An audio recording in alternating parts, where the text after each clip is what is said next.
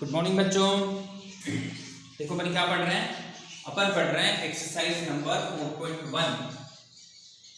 क्या पढ़ रहे थे? एक्सरसाइज नंबर 4.1, ठीक है। और 4.1 में क्या था? क्वाड्रेटिक इक्वेशन था। तो क्वाड्रेटिक इक्वेशन क्या होती है, पहले तो अपन इसको वापस अच्छे तरीके से जान पहचान कर लें। ax² bx + c = 0। ये जो मैंने आपके सामने लिखी है, इससे जान पहचान कर लो, अच्छे बढ़िया से फ्रेंडशिप कर लो, ठीक है। ठीक है, क्यों? क्योंकि अपने ये बार बार काम आने वाली है, अपन को पता होना चाहिए कि क्वाड्रेटिक इक्वेशन क्या होती है। अरे बात समझ में हो गई? इससे जान पहचान। आगे चलो, 4.1 में मैंने आपको क्वेश्चन बताया था कि अपन को क्या करनी थी, क्वाड्रेटिक इक्वेशन फॉर्म करनी थी, और इससे रिलेटेड मैंने आपको वर्कशीट भी दी थी। आ रही बात समझ में आपको? ठीक है, आज अपन पढ़ेंगे 4.2, ठीक है। 4.2, अब आप बोलोगे कि सर 4.1 में तो अभी कंप्लीट ही नहीं हुई।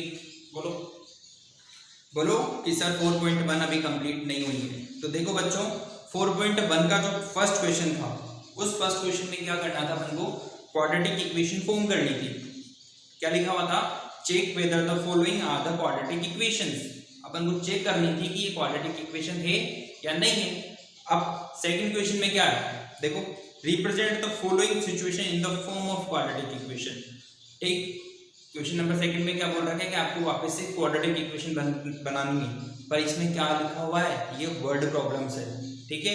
और वर्ड प्रॉब्लम जहां तक मैंने आपको बताया था कि इस 4th चैप्टर में से वर्ड प्रॉब्लम नहीं आएंगी, ठीक है। तो अभी फिलहाल मैं नहीं पढ़ा रहा हूं। अगर ऐसा कुछ लगता है कि अपन को पढ़नी है तो अपन इसको वर्ड प्रॉब्लम को वापस से, सिर्फ वर्ड प्रॉब्लम को वापस से पढ़ लेंगे। समझ रहे हो बात को? ये मत कहना कि सर मैं छुड़ा रहा हूँ, मैं छुड़ा नहीं रहा हूँ, मैं पढ़ाऊंगा, पर अभी फिलहाल नहीं पढ़ाऊंगा। आगे बात समझ में? चलो, तो आज अपन पढ़ेंगे एक्सरसाइज नंबर 4.2, और ये भी आपकी जानी पहचानी एक्सरसाइज है, क्योंकि अभी पॉलिनोमियल्स में जो सेकंड चैप्टर आपने पढ़ा था उसमें इसको सॉल्व किया है। कैसे किया है अभी समझाता हूँ, तब समझ में आना है, ठीक है। तो 4.2 है, और इसका फर्स्ट क्वेश्चन देखो।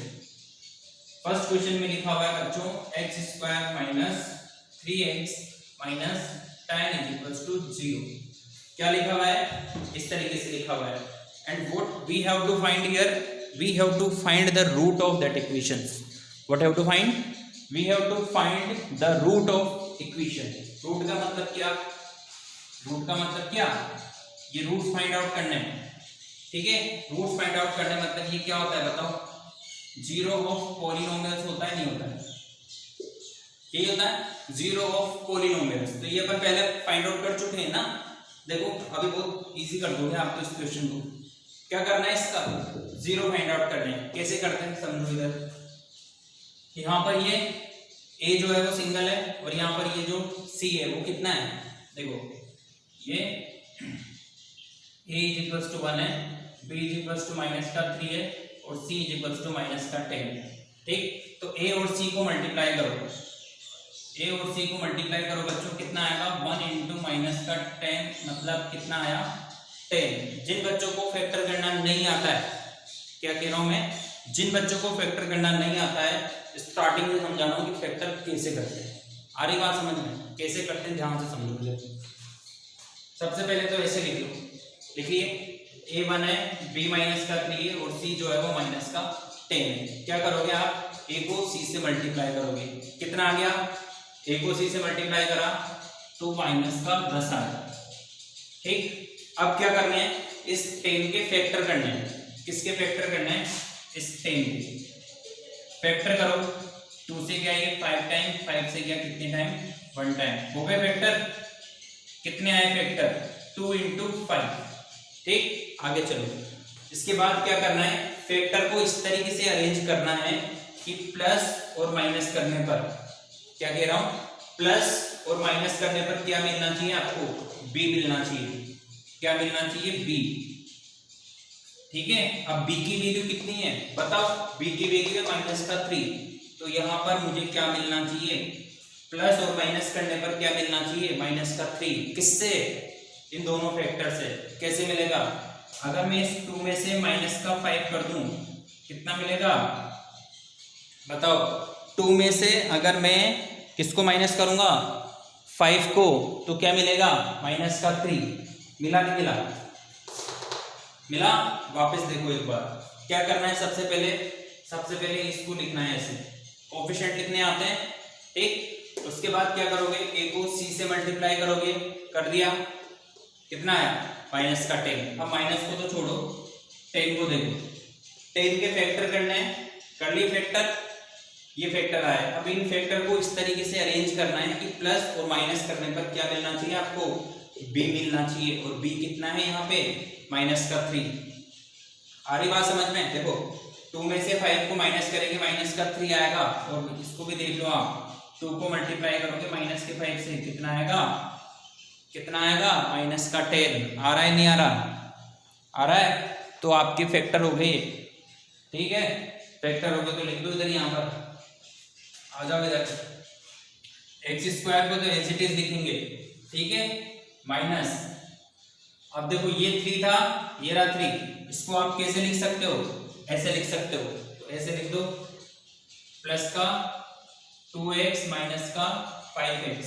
देखो x साथ में था, x तो लिखना पड़ेगा, ठीक है, लिखा मैंने एक्चुअल में 2 और 5 ही है, पर x था इस वजह से x भी लिखा है। अब -10 = 0।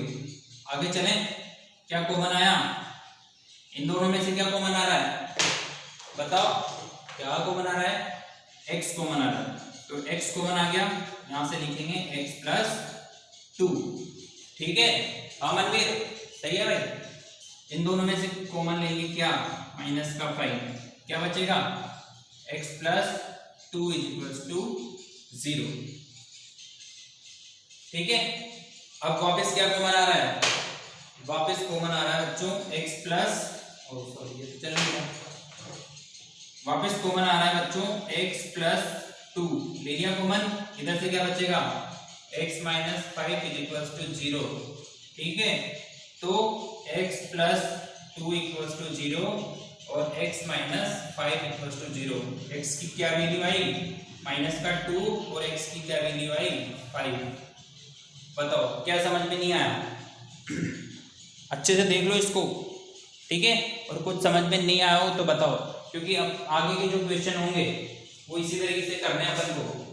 और देखो एक बात हो, इससे पहले आपको फैक्टर करना आता था, बहुत बड़े बात है, नहीं आता तो सीख लेना, क्योंकि आगे काम आएंगे। आ रही बात समझ में। और ये कौन सा क्वेश्चन बता दिया मैंने, 4.2 का फर्स्ट क्वेश्चन बता दिया। अब चलो आगे चलें, या एक क्वेश्चन ही काफी है, चलो आगे चलो, अभी तो छोटी सी क्लास हुई अपनी, चलो आगे चलते हैं बच्चों। अब आ जाओ आप क्वेश्चन नंबर 2 पर। देखो क्वेश्चन नंबर 2 में क्या लिखा हुआ है, क्वेश्चन नंबर 2 तो तुम कर सकते हो, है ना। क्वेश्चन नंबर 3 बताता हूँ तुम्हें, ठीक है, मुझे यकीन हो गया कि तुम कर सकते हो, ये मैंने समझा दिया ना तुम्हें, ठीक है, मेरे को ट्रस्ट है आप लोगों, अच्छे बच्चे हो, ठीक है, यू कैन डू दैट। चलो क्वेश्चन नंबर 3 करते हैं। तो बच्चों क्वेश्चन नंबर 3 में लिखा हुआ है √2x² + 7x + 5√2 = 0, ठीक है, ये लिखा हुआ है क्वेश्चन। अब ध्यान से समझो इसको, देखते ही बेहोश हो जाना इसको, है ना। रूट वाली डिजिट आ गई, आप तो बोलोगे सर बहुत आसान क्वेश्चन के लिए बोल रहे थे, ये वाला क्वेश्चन ही क्या आ गया, टिपिकल आ गया। देखो टिपिकल ये, ध्यान दो इधर, क्या करेंगे सबसे पहले, a = कितना है, √2, ठीक है, x² का कोएफिशिएंट कितना है, √2, b कितना है, b है 7, और c कितना है, c है बच्चों 5√2, ठीक है, कितना है c, 5√2। तो क्या करते हैं, सबसे पहले a को c से मल्टीप्लाई करते हैं, करो, a कितना है, √2, और c कितना है, 5√2, ठीक है, कितना हो गया, देखो ये 5 को तो ऐसे कैसे लिख दो, √2 को इधर लिख लो पास में, दोनों भाई भाई है ना ये लो, ठीक है। अब √2 दो बार सेम आ रहे हैं, तो इसको क्या कर देंगे, ऐसे लिख सकते हैं, कितना हो गया ये, 5 × 2 10 हो गया, 10 वापस, अभी फैक्टर करे थे, 5 और 2 ही फैक्टर होंगे इसके, होंगे नहीं होंगे? होंगे। अब देखो मैंने क्या बोला था, प्लस या माइनस करने पर क्या आना चाहिए? बी आना चाहिए।